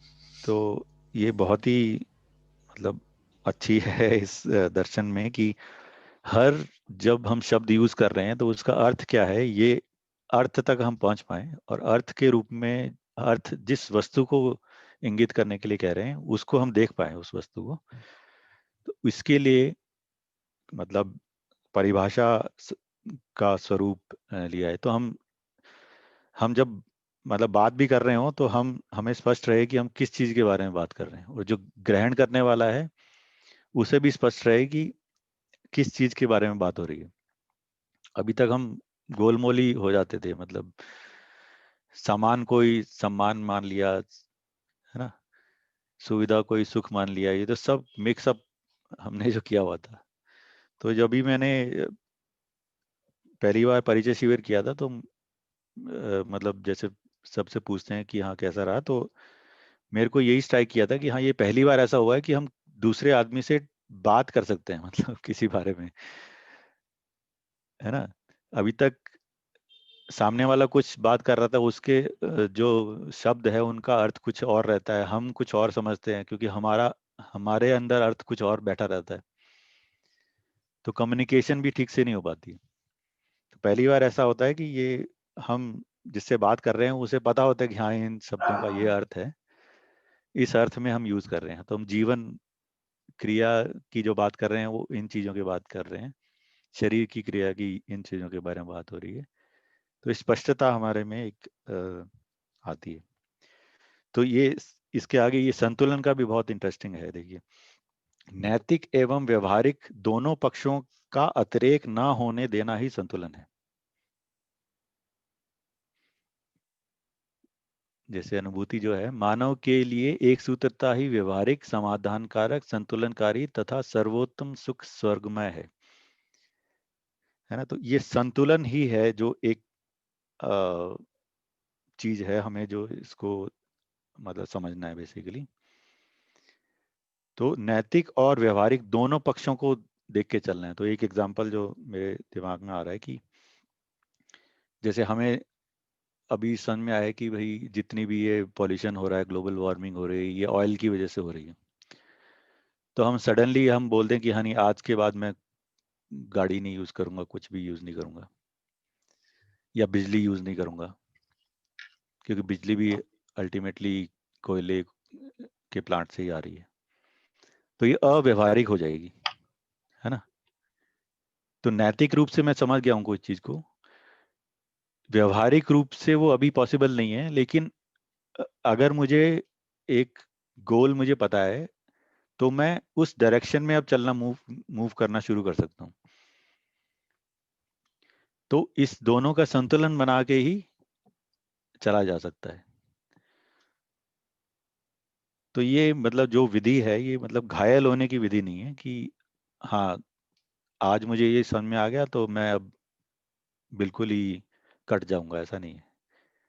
उस डायरेक्शन में मेरे को पता है कि अब किस डायरेक्शन हाँ में जी। जाना है जी भैया, है ना। एक बारी देव देव भाई से भी बात हो रही थी इसके रिगार्डिंग ना, तो उन्होंने भी एक अच्छा एग्जांपल दिया था कि जो बाबा जी हैं ऐसा नहीं है वो भी कार यूज नहीं करते थे, तो वो भी इधर उधर जो अपना जाने के लिए कार का हम्म, इस्तेमाल करते थे। इसका ये मतलब नहीं है कि हमने अपने आप को पनिशमेंट देनी है। हाँ बढ़िया बिल्कुल भैया। बिल्कुल। तो एक एक तरह से वो हमारे में ये भी ना हो जाए कि हम गिल्टी फील करें इस बारे में कि बहुत सारे चीजें हम जो कर रहे हैं वो प्रकृति को नुकसान पहुंचा ही रही है। लेकिन ये हम अकेले से तो हम कुछ कर नहीं पाएंगे, सबके साथ मिलके ही कर पाएंगे, और उसके लिए एक संतुलन से चलने की आवश्यकता है। अ, अ, एक मतलब एक तरह से एक कछुआ चाल है ये कछुआ चाल चलने से जरूरत है हमें, है ना। धीरे धीरे स्पष्टता बनती है इस चीज में। ऐसा नहीं है कि एक ही बार में स्पष्टता हमें हो गई और हम चल पड़े। तो मेरे ख्याल से ये आज के लिए इतना ही रखते हैं। हाँ जी। कल इसमें से यही बात आती है कि जो कुछ भी हम कर रहे हैं जो कुछ भी जैसे हम यूज कर रहे हैं तो उसका उपयोगिता सदुपयोगिता देखते हाँ। हुए करें कि उसका वेस्टेज ना हो, उसका कितनी आवश्यकता है उस हिसाब से, हाँ। है ना, वही बात निकल गया आपकी। अच्छा, अभी हम न्याय की बात कर रहे थे ना, तो मेरे को एक छोटी सी एक बात दिमाग में बार बार आती रहती है। है तो थोड़ी मूवी से रिलेटेड, पता नहीं आप लोगों ने देखी है नहीं देखी है। एक फिल्म थी अभी रिसेंट टाइम्स में, फ्यू इयर्स बैक, खूबसूरत नाम से। तो उसमें था कि वो व्यक्ति था और वो एक और दूसरे कोई राजा वगैरह का महल, क्योंकि वो अपने काफी बिजनेस में डाउन था, तो उसका महल खरीदने के लिए जा रहा था या कुछ उसका जा रहा था। तो दुविधा में था कि करूं या ना करूं। तो वो लड़की वो एडवाइस करती है कि देखो, आप इस बात को सोच समझ के करो कि फायदा किसी का, मतलब सही बात तभी निकल के आती है जब दोनों पक्ष का फायदा हो। तो उसका फिर उसने व्यक्ति ने उसका सोल्यूशन ये निकाला कि ओके, अब वो महल मैं नहीं खरीदता, आप अपने आधे पोर्शन में रहो और मैं आधे पोर्शन में होटल बनाऊंगा, तो उसमें आपका इंटरेस्ट भी रहेगा, property is your investment in that, और जो मैं होटल रनिंग में लगाऊंगा वो मेरा। तो वो उसको सोचती हूँ ना, तो बार बार मुझे न्याय का उस तरह से व्यवहारिक रूप में समझ में आता है कि कैसे कुछ सॉल्यूशन ऐसे निकले जिसमें दोनों को ही एक तृप्ति मिले। कुछ बैठती है बात जी। वो एक सोम भैया एक एग्जांपल शेयर करते हैं दीदी, वो मजाक का ही है थोड़ा सा, मतलब 2 आईएएस ऑफिसर्स हस्बैंड वाइफ, तो मुझे याद उन्होंने बोला कि वो शिकायत लेकर आए थे कि कभी हमें साथ रहने का टाइम नहीं मिलता है, और इनफैक्ट जो सुबह सैर करने का जो रहता है, सुबह कुछ एक्सरसाइज एक्टिविटी कुछ करनी है, तो उसमें भी दोनों के इंटरेस्ट अलग अलग हैं कि हस्बैंड जो है उनको टेनिस खेलना पसंद है और जो लेडी है उनको जॉगिंग करना पसंद है। तो सोम भैया ने जवाब दिया कि आप टेनिस खेलिए और जो मैडम है वो उस टेनिस कोर्ट के ही चक्कर लगा लेंगी जॉगिंग करते हुए, तो दोनों साथ में रहेंगे। तो बात करने से ही बात बनती है। हाँ, वही, ये इसी को भी एक तरह से देखा जाए तो छोटे छोटे समाधान निकालने की बात भी बनती है। और मतलब यही, मतलब संतुलन जब तक नहीं होगा ना, जो संतुलन है, अभी जो हमने आदर्शवाद में देखा कि अतिरेक होता है हर चीज का ना, कि आदर्शवाद ने सब भौतिक चीजों को नकार दिया, और जो भौतिकवाद है उसने ये व्यापकता को यह नकार दिया है ना, भौतिकता के पीछे बढ़ गए। तो ये अतिरेक है, इसीलिए संतुलन नहीं है ना। हाँ, इसीलिए हमें ये विकल्प रूप में ये सहअस्तित्ववाद समझ में आता है, मतलब उसकी तरफ हम आकर्षित हुए और उसको समझने के लिए आगे बढ़े।